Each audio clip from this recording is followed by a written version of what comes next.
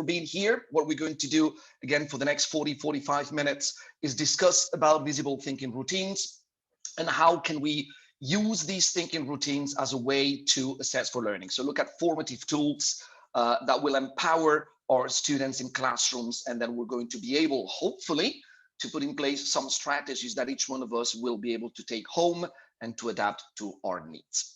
So before we start, it seems that I have to introduce myself. So my name is David Bauza.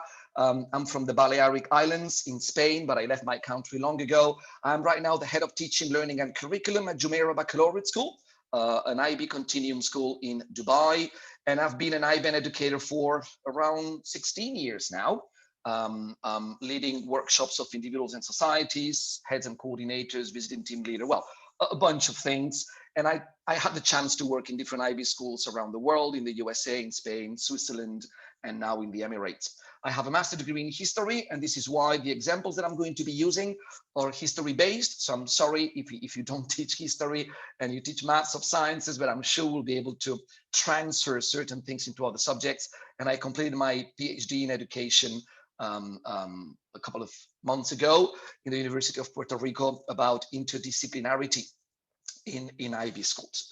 And above all, what I am is like we are all teachers. So I teach history in MYP and DP. Before we start, and this is not a picture of Dubai, this is just, I would like you to imagine that for the next 40 minutes, we will all be walking along this shore. And then this session is going to be like a walk, like a friendly walk. And during this walk under the sun, we're going to be finding on the sand different objects, shells and probably pebbles and pieces of wood and unfortunately some plastic sometimes. And what we're going to do is we're going to pick things, the things that we think are useful for us. And some of the things we're going to leave them on the shore so other people can come and pick them. So this is what I would like you to think. At the end of this session, we will go back to this picture and hopefully you will see my point of starting the session looking at this beautiful, beautiful beach. So before we start, there's an extraordinary resource for you to have a look at if you're interested in visible thinking routines. Is the Harvard Graduate School of Education and this Project Zero. And that is the website, which I'm sure you're familiar with and you've heard about it and you've accessed many times. And I don't know to what extent you already implement visible thinking routines in your classrooms. But in case you have more information, because in 40 minutes, there's not enough time to really go in depth, this is an extraordinary website that you can access. And of course, you've heard about Ron Richard is going to lead one session. I think it's tomorrow, if I'm not mistaken, on this Toddle Inquiry Education Summit. And I'm looking forward to attend that. So this session is going to be, my session, this one, is going to be based on this book, The Power of Making Thinking Visible. And many of the ideas and many of the aspects that I'm going to share with you are aspects that I'm implementing in my lessons. I can tell you that they work or they don't, and I will be sharing with you along the way. But basically what we want is to create ways to put in place routines that will improve the thinking process of our students. As we know, we are preparing students for professions that don't yet exist. And then it's very hard to prepare them for these because it's not going to be knowledge-based, obviously. It's going to be based on the development of certain skills. And from those skills, from my side, the most important ones are the reflective skills and the critical thinking skills. These are the ones that allow our students to be problem solvers and to be able to really face the different problems of an ever-changing world and the society that they will experience in a couple of years. So this is what we're going to do. Try to see how can we improve the reflection process and the critical thinking process. Now, let's start first thinking on what do we mean by deep learning? What does it mean, this deep learning? The idea of deep learning, coming from the Hewlett Foundation, says that it's basically the ability to solve problems by using critical thinking. And it's very important that we realize that I'm systematically using already the word critical thinking. And we know how to assess knowledge. We know how to assess written evidence. We know how to assess overall communication in class. We do that on a daily basis. But sometimes what is very hard to assess is the reflection, the process of reflection. Why is that? Then because that happens in silence. The reflection process most of the time happens inside of the brain of the students during these moments of silence in class, during this time that we ask them, okay, think about the objectives of the lesson, think about what we're going to do. This verb of thinking, reflecting, is very hard to be able to measure it and to observe it, because again, that happens in isolation. So what we're going to do in the next slides is just to look out at how can we then observe the reflection of the students? How can we make it visible? Because basically, the reflecting of the process is what makes a difference in the formative assessment. This is the way in which we know to what extent the students understand, but to what extent the student process and implement that information. So when does this learning happen? When this critical thinking happens in class? Most of the time it happens when the students ask questions, and most of the time when the students explore. With our guidance, obviously, we are facilitators. And then this is the moment when, by asking questions, students construct the meaning of the unit, of the topic. But the big question is, what are our students thinking? And this will be a miracle if we're able to see and to measure, to make it a tangible situation. So my first question to you is to reflect on this sentence from Noam Chomsky.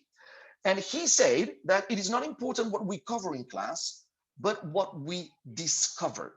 So I would like you to start writing on the chat, what do you think about this sentence? What are the differences between covering and discovering? And how do you think students discover content in class? Go ahead.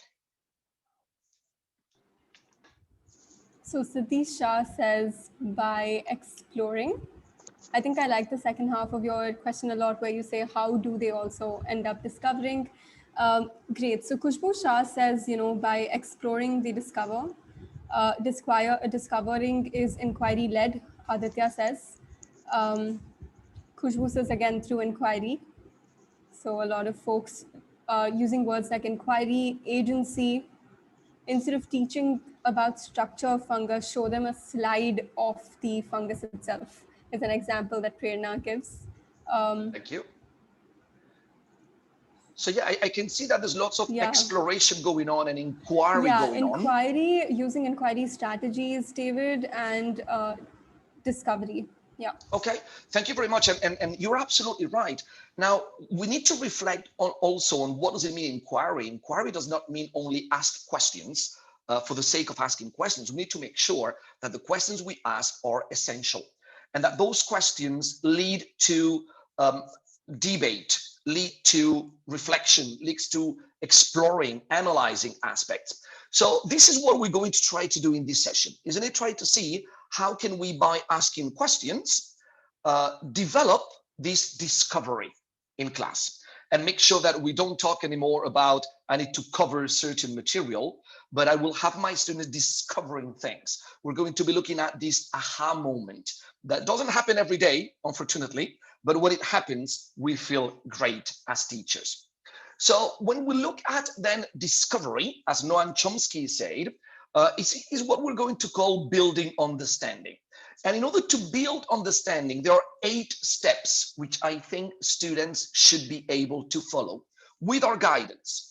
So what I'm going to do in this session, I'm going to look at certain ones of these steps by using specific examples.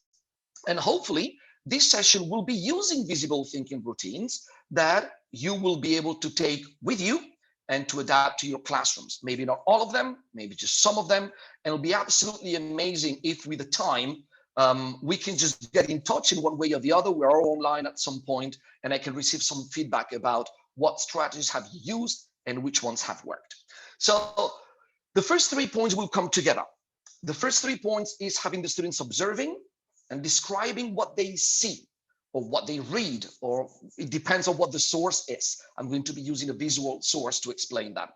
And then after the observation, we're going to have students asking questions, and we're going to provide with certain strategies that will help students to ask questions and to reflect in an open way. And through these questions, we're going to have the students making connections between all these observations. So how could we do that? The first strategy that I want to share with you is this one, is the one that helps us to observe and describe. And I will move on and go back for you to sharing the chat. So let me just go to the next slide and then go back. Okay. So one question that we can ask is show the students a source, show an evidence, show a science experiment, a mathematical example, whatever you teach. And then just by showing that source, asking them what's going on, what happens in this picture, what can you see by observing it?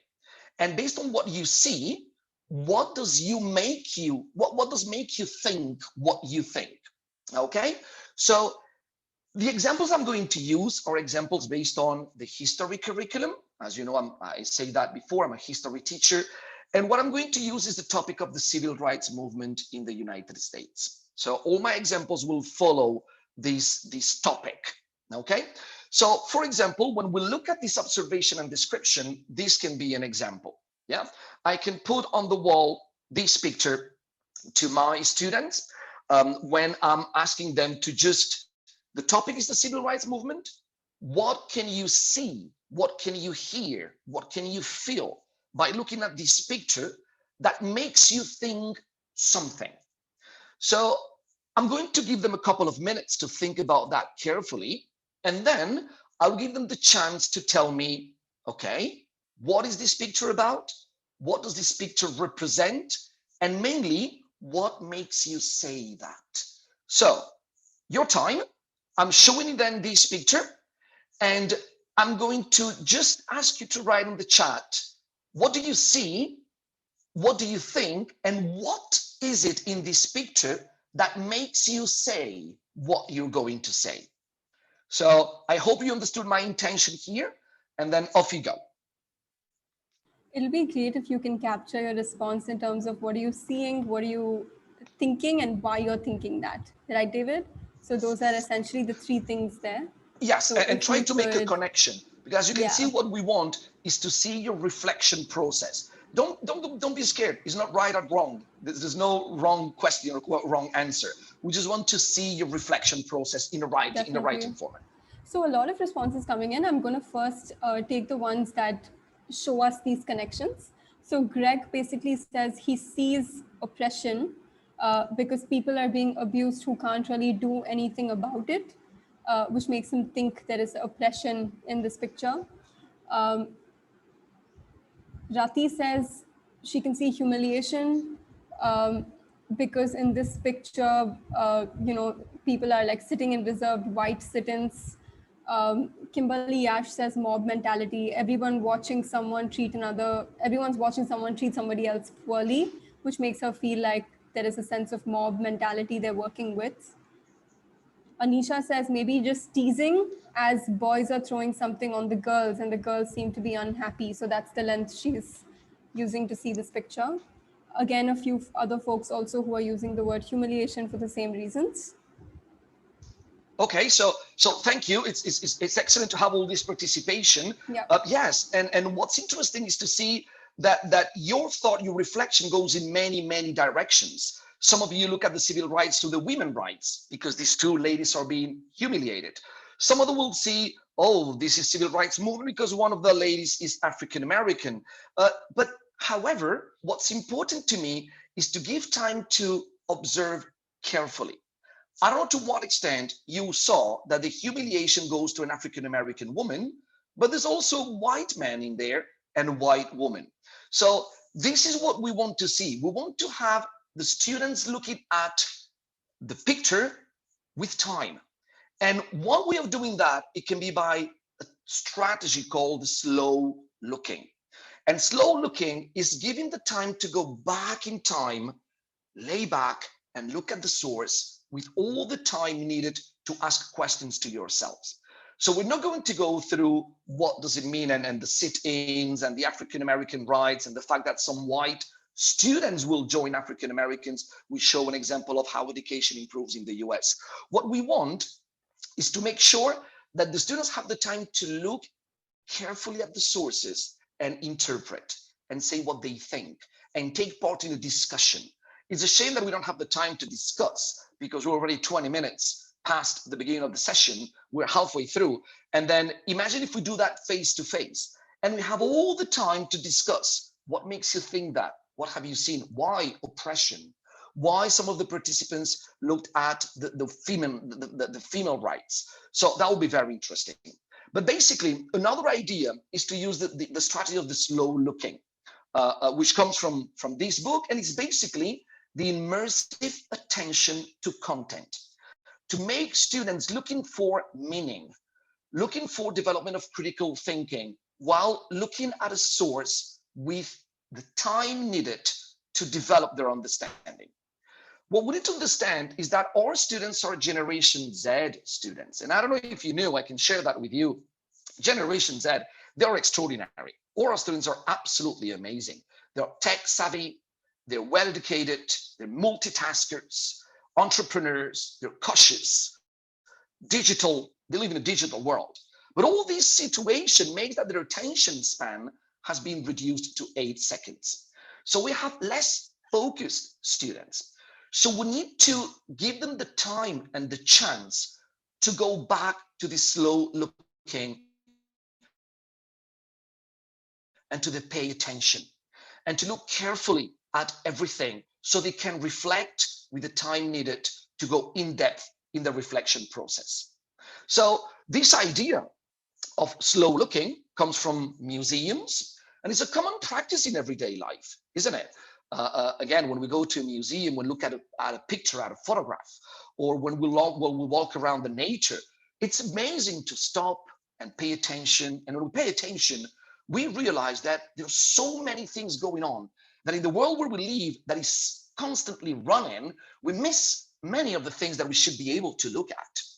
So this slow looking idea of what makes you say that, what makes you think that, it's with the intention of, again, meaning making, developing critical thinking, and based on that, what we need, again, is to take the time and consider and reflect about the speed of our lessons, about the necessity to cover sentence material, realizing that when we go with speed, we cover, but students do not discover.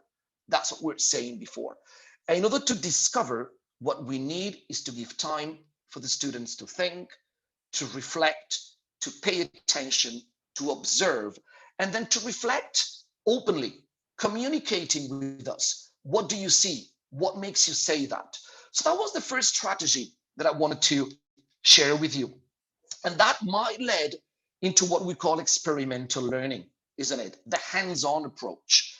Then what can we do for the learning process to come from the covering material to the discovery of the material, to development of certain skills, to development of reflective skills, critical thinking skills? How can we move the learning beyond the classroom?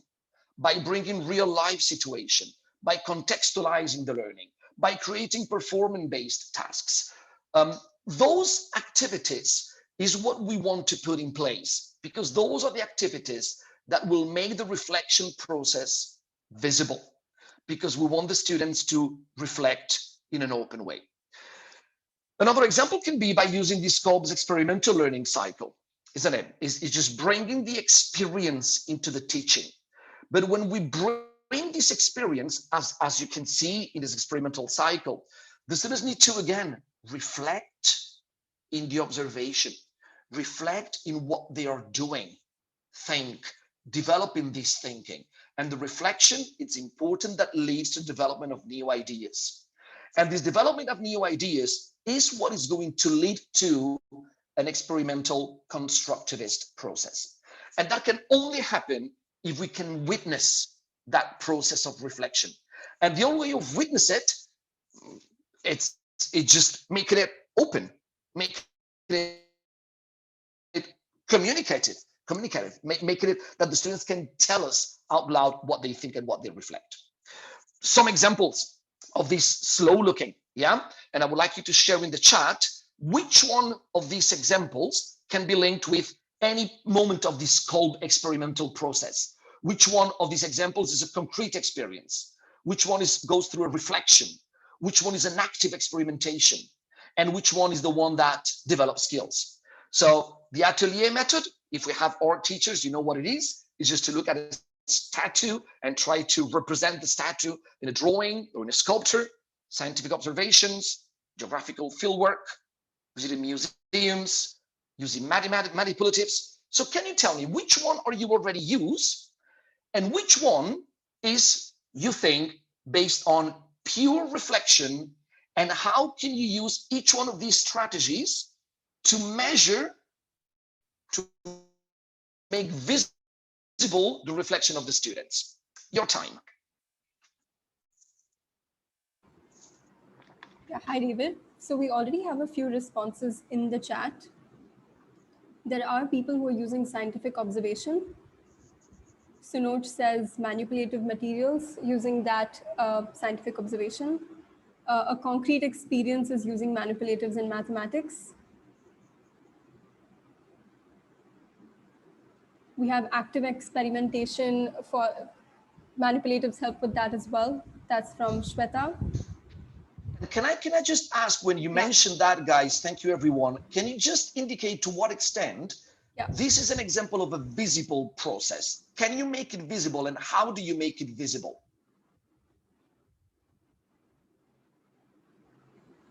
So I'll just give you a few seconds maybe to add that sort of so again, my question is to make sure that any of these examples that you're using, how can you make sure that you implement them in a way that the thinking of the students becomes visible? So Natasha says visiting museums or even actual places and then linking them to a descriptive writing piece. So that becomes a strong example. So Ritika says scientific observation and visiting museums are a way of, building reflective thinking. Hands-on lab experiments and manipulations through online simulations, all that essentially aligns with scientific observation. And those are great examples. And I just invite you to continue using them as an experimental process of learning, but making sure that there is a systematic process where the students show their thinking. It can be by writing their ideas straight away in a little diary, because these thinking routines, the intention is not to assess them with a number. It's not a summative task. It's a formative process. And this is what we want to see. Is that okay for everyone? For sure. Yeah, we can continue. Okay, so please make sure then, wherever you use those strategies are formative. And then you can witness the reflection process, and then you can give immediate feedback and guide the students to the right path. Let's move on. So when we look at the advantages of this slow looking, there are many, many, many advantages. And I've just put for you a couple of them. I will put them all together. The first one is that it builds connections. It allows students to realize, yes, looking at these, it makes me think of something that I've done in other subjects. So you're developing transfer skills. You're able to take one idea and bring it into another subject. It, of course, it creates more self-awareness, because the more you think, the slower you go, the more you realize about your feelings. And this is why another visible thinking routine is to ask students, what do you feel? And if you remember, in the first picture that I used, I did ask, what do you feel when you look at those those young people throwing coffee and ice cream on the head of the other ones? And most of your answers were based on your feelings. And it's very important that we have this self-awareness awakening the lessons. We can have also collaboration going together and building off ideas of others and thinking together, because the whole class, by looking at a picture and reflecting and considering with a critical thinking, all these ideas can merge and can be cohesive, and they can discuss and debate. And of course, it leads to a description in detail, to bring in details to the observations and to realize, oh yes, I have not seen that. I realized that once my classmate mentioned it. So this is extraordinary for us to be able to bring these slow looking skills. Basically, the more we look, the more we can see in this fast forward world. And this is what we want the students to take the time to observe, to describe, so they can develop the critical thinking. And this is what we've done for points 1, 2, and 3. Observe, ask questions, and make connections, transferring ideas. Now, when we make these connections, we will see that viewpoints will appear, and then we need to consider those viewpoints. How can we do that? This is a beautiful cartoon, I think, this giraffe taking a picture of that woman, but because the focus is from the top, they can only see the top of the hat. They don't see what's underneath, isn't it? So the viewpoints are very important. And a visible thinking routine that you can use to continue those viewpoints is, first of all, you're going to brainstorm the list of different perspectives. So from the picture that I used before, this one, don't forget, we might have different perspectives. Some students will look only at that woman. Some others will look at the face of these young guys and what they're doing. Some people will based on their feelings. Some others will be based on why this white man is also being abused. So we will have lots of discussions going on and lots of perspectives. And imagine if we have in class an African-American student, or if we have in class somebody from any other nationality that is right now suffering the consequences of, I don't know, racism or any nationalistic point. And what we're going to do is we're going to choose one perspective, one of the perspectives that the students have given us. And then we're going to create 3 sentences with concrete sentence starters. We're going to ask each one of our students first, you are going to create this sentence. I'm thinking of, from the viewpoint of. And we're going to ask the students to write that down on a piece of paper. And then the next step will be asking them, I just think, and I will think whatever comes from both. Now that I have both perspectives, I'm now going to develop my thinking further.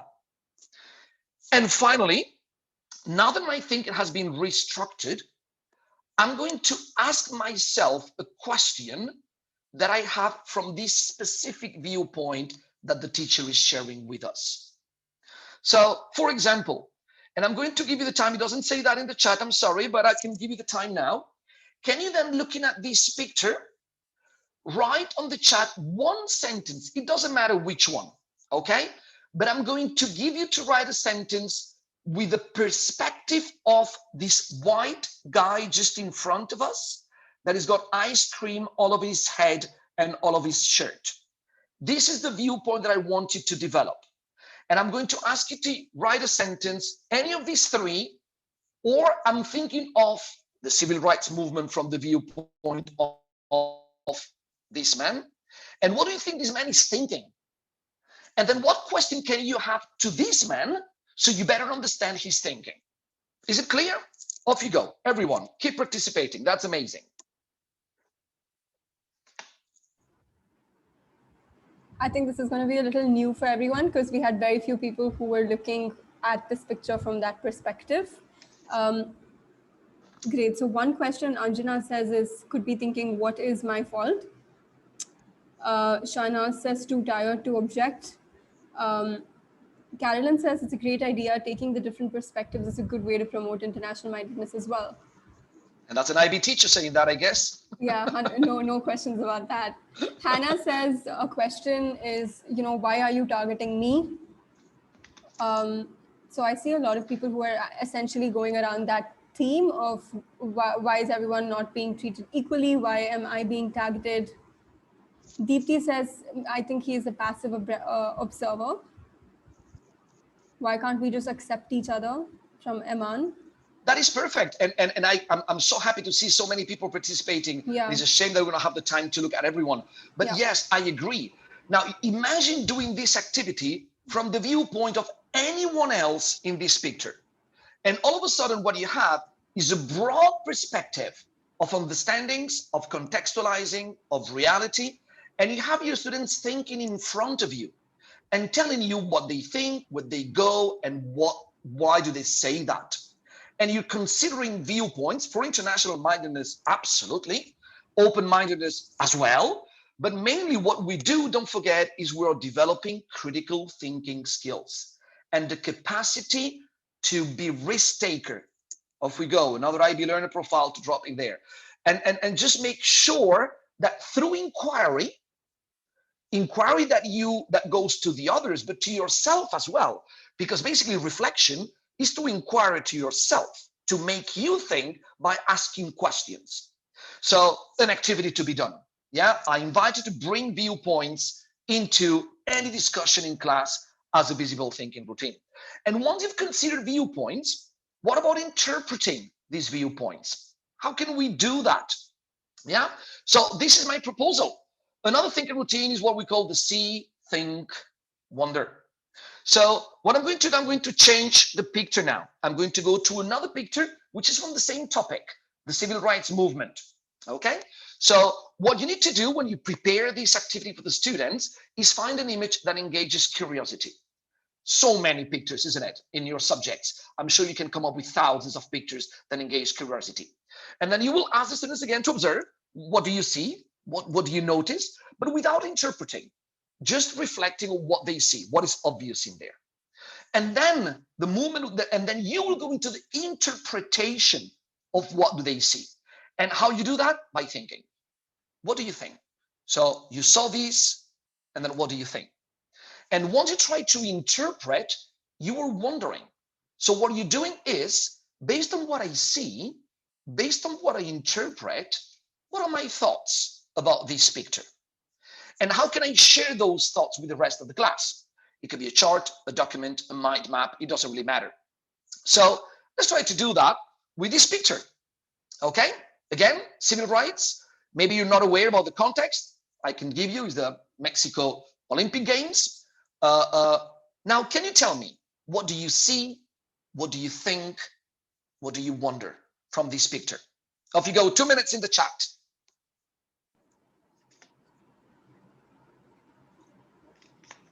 So it would be great if you can give us all three, see, think, and wonder. Yeah, see, think, wonder. Yeah, please. So if you can put all three in the same chat, that would be useful.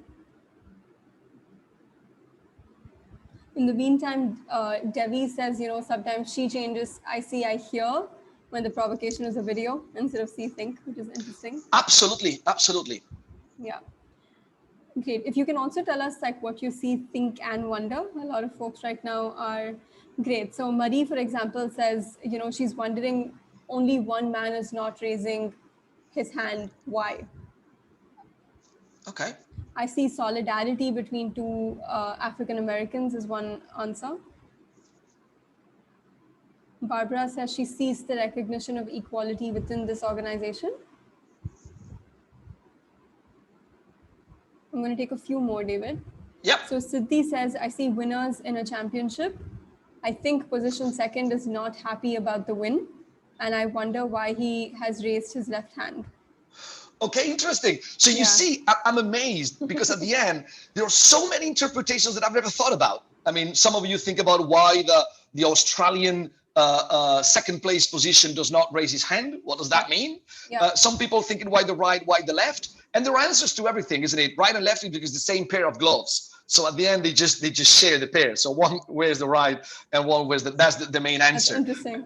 Yeah, and the Australian doesn't raise his hand, but he was the one who pushed the two African Americans to protest against segregation in the US through what they call the Black Power. But in any case, it's very interesting to see the way in which you guys think and how some people think in one way, why and how some people think in the other way, and how, don't forget, what we're doing here is interpreting, and why people interpret pictures from different perspectives. So you have viewpoints, you have see, think, wonder, or see, hear. That's absolutely amazing if you do that because you use a video, but you're inviting students to reflect openly. And that reflection, the danger of that reflection though, is that it can lead to a complete different change of the unit that you were teaching. And this is the danger. So your units are life. You never know what direction is the discussion going to take. But what by following the thinking of the students, you have them engaged because you know what they want to talk about, and then you can focus on those processes instead of having your own point of view, which basically might not be the one that students want to follow. So very interesting interpretations. Thank you everyone for participating in that bit. And then after interpreting, of course, you need to tell students back up your opinions and your interpretation with evidence. It's crucial that you tell me why do you interpret it like that, okay? And then what evidence do you have to prove what the students say? What can we do? So my opinion, my idea is to do something with you which is called self-assessment, we all know, but self-assessment by using, again, visible thinking routines. And that self-assessment is think, pair, share. So by doing that, you develop communication skills, collaboration skills, and by collaborating, you will have students using evidence to back up their opinion. And then you're going to ask them to collaborate, to work in couples, and each one can try to justify his interpretation by bringing his opinion, his view. It's much better to do it in collaboration because everybody has the time to discuss. Everybody has the time to bring evidence to back up his understanding and interpretation. Well, if you do it as a group, then you will need probably a week to have everybody going through their interpretation of the source and their evidence and the one they use. So again, a visible thinking routine to lead to what we call gathering evidence by thinking, collaborating, sharing together, and backing up their opinion with their interpretation of specific aspects of that source. And finally, we're going to the last two steps. So we observed, we asked questions, we made connections, we considered viewpoints, we interpreted.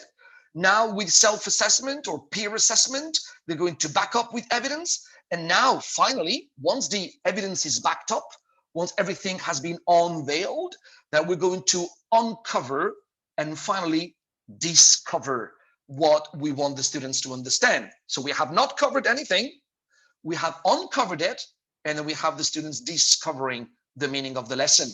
And this is when probably, and I'm sorry, there's no time now to share in the chat, we'll move on, but we'll have later on more time. This is the aha moment. And I don't know if that happened to you. It doesn't happen to me every day, but when a student looks at you, it tells you, oh yes, now I get it. Now I know what you meant. This is the best moment for a teacher in your life, isn't it? And then there's no salary that can cover that if you have students telling you, yes, sir, I got it. And that's the aha moment. Yeah. And then what you do in this uncovering, what you can do is asking the students obviously to reflect on the process, on everything they've done on that activity. And one way to reflect openly as a visible thinking routine is something that I'm going to ask you to do now, and I'm going to give you a couple of more minutes. Yeah, is what we call the compass point. And I'm sure you've used it. It can be used as an exit ticket. It can be used at an end of unit. It can be used like now. I'm going to use it to reflect on my own performance in this session. I'm going to ask you very quickly to write on the chat your compass point, something that you're excited about, something that you're worrisome related to this session, obviously, not about our own lives, but something you're excited about, something that you're worrisome, something that you need to know more. What is it? And finally, what is your suggestion for moving forward? So could you, maybe if you can write the four, that'll be great. If not, write a couple. Can you just write something that you're excited about, worrisome, something you need to know, and some suggestions to move forward? Off you go. I see 2 to 3 teachers right away saying they're excited to try this in their class, excited about new ways of using the visible thinking routines in their class, and also to effectively uncover the same topic, like how can they use different VTRs to come in and do that.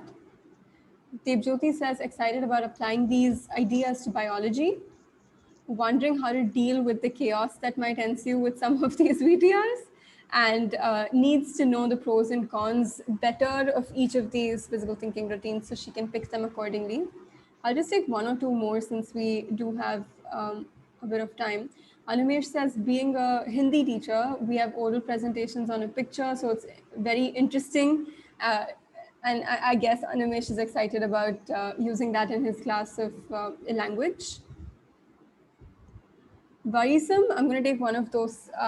Prerna says, applying this to teach something that isn't a subject that she already has mastery with is a little worrisome to her. Do you care to comment on that, David? Do you think the teacher needs to be the subject matter expert in order to guide thinking with VTRs? Well, I'm going to be honest with you, since we are all honest here. I'm not at all an expert on visible thinking routines, not at all. I'm just somebody that believes that it works, and then I tried one day. I took the risk, and the more I'm getting confident with, the more successful it becomes. So don't expect to be successful straight away. As somebody said, it can be chaotic sometimes, and then you can propose an activity that does not work. But no, we don't need to be experts. We just need to be passionate about what you do and make sure that we can guide the students to the reflecting process correctly. Sometimes students will even open our eyes. You have opened my eyes in terms of interpreting that source about why the white man is not raising his hand, for example. I've never thought about that perspective. So no, get ready to be vulnerable. That's important, very important. I might just take one or two more of the worried sections, because that's interesting food for thought to guide the Q&A as well. We have about 10 more minutes, David, for Q&A before we wrap up. So Rachel says worried that some teachers won't easily take it up. So I'm guessing Rachel is a school leader. So need to know easy examples of this being applied across subject areas. So it might be, something that she can then take back to her teachers. Yeah, well, it depends on what you teach, isn't it? And then maybe what you want to do is to create a little group of teachers in your class that are very passionate about that and they want to give it a go. And then after that, they can share best practice in school by observations, open door policies, peer coaching strategies. But I understand from the leadership position of a school that it's always very hard to implement new approaches. Because teachers, you know how we are. We like to be in our classrooms and the door closed, and we think that what we do is absolutely amazing, which it is. But bringing new things, it takes time. So maybe my advice for the school leaders, what about looking at 2 or 3 of your teachers who are amazed about that and they're willing to take the risk? And then after that, after a couple of months, after one experience with a unit, have them sharing with the rest of the classmates. That might work. Great. I've noticed a couple of other W's here that I'm actually going to convert into questions for the Q&A. So I think we can definitely move along. So we'll move on and then we'll go back to this. And just one comment about the language teacher. Thanks you here. You guys are the glue. Language teachers are the one that put things together. And we are all language teachers in one way or the other. Not because we teach the subject, but because language is the skill of communication. And then in every single one of the visible thinking routines, the language is crucial. And the way students develop their language skills is also essential. Even if I didn't say that openly, but I guess that's clear. Another way to reflect, maybe that compass point can be one. What about this one? What about asking your students another visible thinking routine? I used to think something, now I think differently. So about civil rights movement, that works. And I can tell you, many of my grade 10 students and YP5, even DP students are really enjoying using this kind of sentence at the end of every lesson or at the end of a precise topic. And I tell them, okay, guys, what was your thinking before? Has it changed in any way? It doesn't mean that it will change. Many times you will say, no, I used to think something and now I still think the same, but I'm more convinced about what I think. So it's not leading to any kind of change, but it's leading to a deeper reflection. Yeah. So don't be surprised if the thinking of an idea has not changed, but how has it been carved? Has it been adapted to a different perspective? So that's another way to have your students thinking. Yeah. And now let me go back to wrap up before the Q&A session to that picture. And when we started the session, I told you that I was going to go back to this picture. And we walked for 48 minutes now. We walked along the shore and we found, I hope, I did find at least, many shells and many pebbles in the form of ideas. Yeah, and now your job is going to be to pick one of those shells, of one of those pieces of wood, because that will be the idea that you take from this session with you. But this is your piece of wood, the one that you found. and then you're going to take it home. Maybe because you can think of something that you will do with it. And you're not going to obviously put that piece of wood as it is in the middle of the corridor or in the middle of the living room. You have now to carve that piece and to make it meaningful to you. Because what you have to do is to create a decoration, something that fits into your classroom, something that works with your students. And this is what I'm expecting. This is my hope.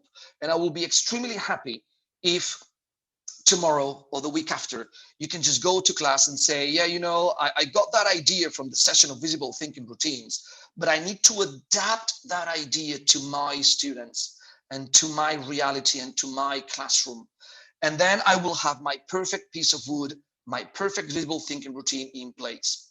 And this is another visible thinking routine, the one that I just used. And I have to thank Ms. Blake to do that, because that was on a session that I attended with her. It was just amazing. And she's leading one of the TIS sessions, if I'm not mistaken. Now, before we go to the Q&A, what is the piece of wood that you've taken? Can you put in the chat, what is your piece of wood from this session? And how do you think you're going to carve it to adapt it to your needs? So people have just started typing in, and I already see about 6 to 10 slow lookings as the piece of wood that they're taking with them. Especially, Aline says, especially for Gen Z, I think this changes all of the dynamics in terms of using visible thinking routines to process thinking. Reflecting on reflection, the compass metacognition technique. Yes. Metacognition, yeah. Compass points. I think slow looking is definitely the winner. I know we're not looking for a winner right now, but it definitely stands out in terms of what people are taking That back. is fine. And I'll be honest with you, something that I discovered not long ago. Yeah. And I easily made a connection with slow cooking, because at the end, when you cook slowly, the food is tastier, isn't it? So we can have lots of metaphors, lots of comparison. But slow looking, yeah, I'm very happy that many of you like that idea. I really invite you to put it in practice, and you will see, as somebody will say, Generation Z needs that time to go back to reflection. So yeah, absolutely. Wonderful. Time for questions, yes, Q&A. And I'm gonna, let's do as many as we can. We have about 7 minutes to go, David, and many questions. Excellent. I'm actually going to begin with a few, questions that I think teachers who are a little new to trying visible thinking routines might have. So one question is, is it a good idea to